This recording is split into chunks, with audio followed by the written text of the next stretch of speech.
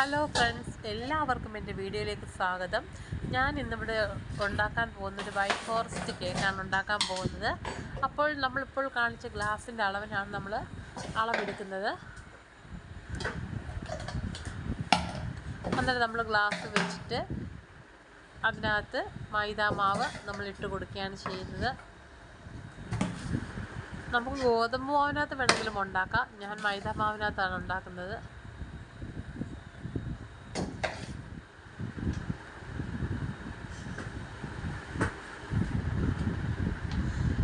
അന്നേരം നമുക്ക് ഇതേ ഒരു ലെവൽ അനുസരിച്ച് വേണം നമ്മൾക്ക് മാവെടുക്കാൻ.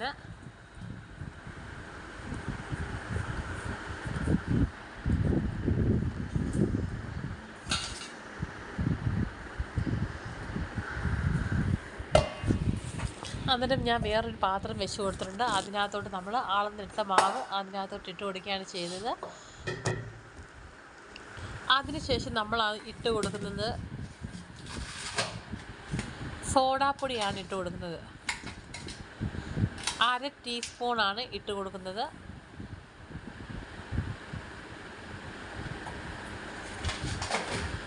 അതിനുശേഷം നമ്മൾ ബേക്കിംഗ് പൗഡറാണ് ഇട്ട് കൊടുക്കുന്നത്. അത് 1 ടീസ്പൂണാണ് ഇട്ട് കൊടുക്കുന്നത്.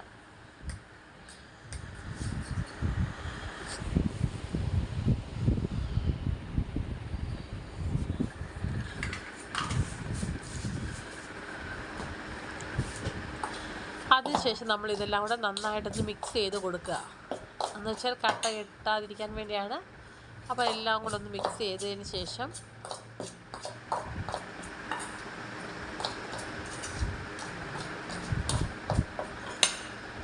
നമുക്കിതൊന്ന് അരിച്ചെടുത്തിട്ട് വരാം.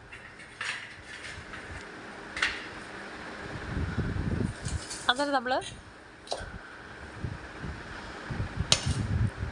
ഇതിനകത്ത് നല്ല കണക്ക് 2-3 പ്രാവശ്യം നമ്മൾ അരിച്ചെടുക്കണം.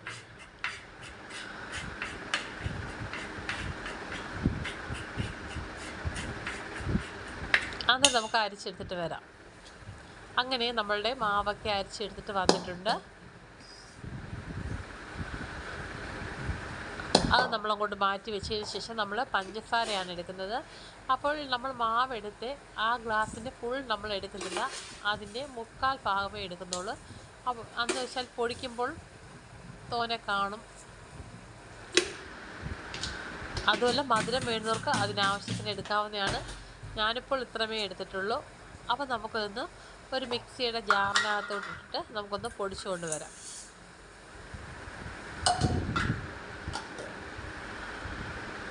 അങ്ങനെ പൊടിച്ചെടുത്തോണ്ട് വന്നിട്ടുണ്ട്. അതിനുശേഷം നമ്മൾ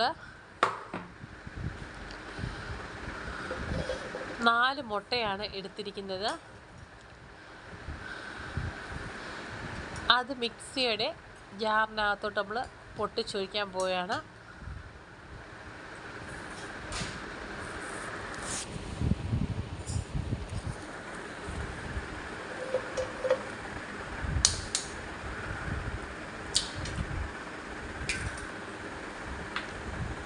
നമ്മൾ എത്ര മാവെടുക്കുന്നോ അതിനനുസരിച്ച് വേണം നമ്മൾ മുട്ടയും എടുക്കാൻ.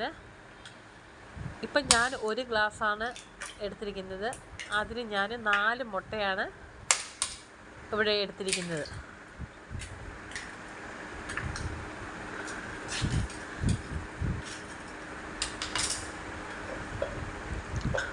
അപ്പോൾ നമ്മൾ മിക്സിക്കകത്തിട്ടൊന്ന് അടിച്ചെടുത്തിട്ട് വന്നിട്ടുണ്ട്. അതിനുശേഷം നമ്മൾ നേരത്തെ പൊടിച്ചു വെച്ച പഞ്ചസാര അതിനകത്തോട്ട് ഇട്ട് കൊടുക്കുകയാണ് ചെയ്യുന്നത്.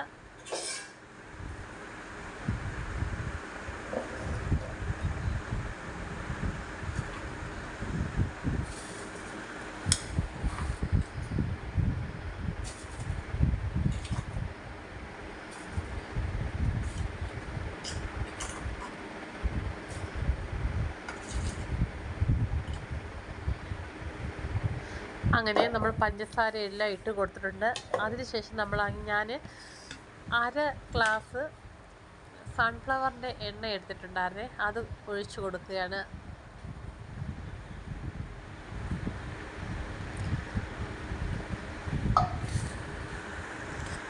അതിനുശേഷം വാനില എസൻസ് ആണ് ഒഴിക്കുന്നത്. അതിൻ്റെ ഒരടപ്പും ഒരു ഇച്ചിരി കൂടി ഞാൻ എടുത്തിട്ടുണ്ട്. എന്ന് വെച്ചാൽ നമുക്ക് മുട്ടയുടെ സ്മെല്ലൊന്നും വരാതിരിക്കാൻ വേണ്ടിയാണ് ഇങ്ങനെ ചെയ്യുന്നത്. നമുക്ക് വേണമെങ്കിൽ ഇത് വിസ്ക് ഉപയോഗിച്ചും ചെയ്യാവുന്നതാണ്. ഞാൻ മിക്സിക്കകത്താണ് അടിച്ചെടുക്കുന്നത്. അങ്ങനെ നമ്മൾ അടിച്ചെടുത്ത് വന്നിട്ടുണ്ട്.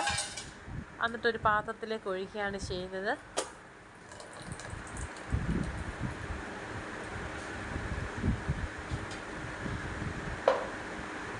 എന്നിട്ട് നമ്മൾ നേരത്തെ അരിച്ച് വെച്ച മാവ് നമ്മൾ കുറേശ്ശെയായിട്ട് നമുക്ക് ഇതിനകത്തോട്ട് ഇട്ട് കൊടുക്കുകയാണ് ചെയ്യുന്നത്.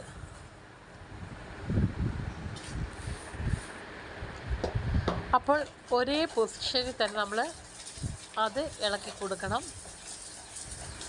എന്നിട്ട് നമുക്ക് ഇതെല്ലാം ഒന്ന് അടിച്ചെടുത്തിട്ട് വരാം.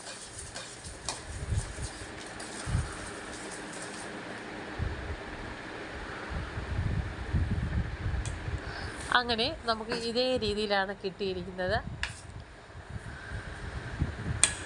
ഞാൻ കൈ കൊണ്ടാണ് ഇത് ഇളക്കിയത്. കാരണം വെച്ചാൽ പറഞ്ഞതെന്ന് വെച്ചാൽ പിന്നെ അത്രയും സമയം ഇതാക്കണ്ടെന്ന് പറഞ്ഞത് കൊണ്ടാണ്. അതുപോലെ ആണെങ്കിൽ ഞാൻ നേരത്തെ ഒരു പാത്രത്തിനകത്ത് പിന്നെ ബട്ടർ പേപ്പർ വെച്ചിട്ട് എണ്ണയൊക്കെ തടവി വെച്ചിട്ടുണ്ടായിരുന്നു, തേച്ച് വെച്ചിട്ടുണ്ടായിരുന്നു. അതിനകത്തിട്ട് നമ്മൾ ഈ ബാറ്റർ ഒഴിച്ച് കൊടുക്കുകയാണ് ചെയ്യുന്നത്.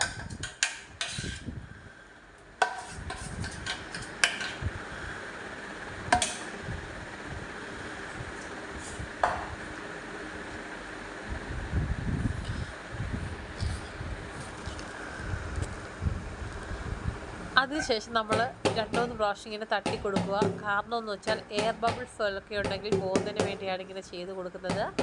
എന്നിട്ട് നമുക്കിത് ബേക്ക് ചെയ്യാൻ വെക്കാം. അങ്ങനെ നമ്മളത് ബേക്ക് ചെയ്യാൻ വെച്ചതിന് ശേഷം നമ്മൾ വിപ്പിംഗ് ക്രീമാണ് എടുത്തിരിക്കുന്നത്. ആദ്യം നമുക്ക് പഞ്ചസാരയൊക്കെ ഇട്ട് നമുക്കൊന്ന് അടിച്ചെടുത്തോണ്ട് വരാം. അങ്ങനെ നമ്മുടെ കേക്കൊക്കെ ഇവിടെ റെഡി ആയിട്ടുണ്ട്.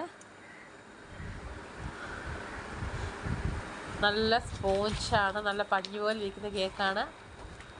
നമുക്ക് തൊട്ട് നോക്കുമ്പോഴേ അറിയാം. ഇതിനെ 3ആയിട്ട് ഞാൻ മുറിച്ചെടുത്തിട്ട് വന്നിട്ടുണ്ട്. അപ്പോൾ കഴിഞ്ഞ വീഡിയോയ്ക്കകത്ത് ബ്ലാക്ക് ഫോറസ്റ്റിൻ്റെ കേക്കിൻ്റെ ഇട്ടപ്പോഴത്തേക്കാണെങ്കിൽ അതിനകത്ത് ഷുഗർ സിറപ്പ് ഒഴിക്കുന്ന കാര്യം പറയാൻ ഞാനങ്ങ് വിട്ടുപോയി. പക്ഷെ ഞാൻ ചെയ്തായിരുന്നു, വീഡിയോ എടുക്കാൻ മറന്നുപോയി. അന്നേരം അതുകൊണ്ടാണ് ഇപ്പം ഓർത്ത് ചെയ്തത്. അങ്ങനെ നമ്മൾ ഷുഗർ സിറപ്പാണ് ആഡ് ചെയ്ത് കൊടുക്കുന്നത്.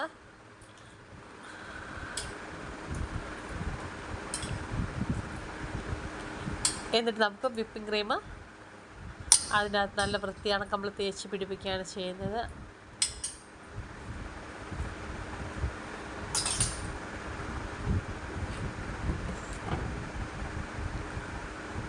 അങ്ങനെ നമുക്കിത് ഫുൾ ചെയ്തെടുത്തിട്ട് വരാം.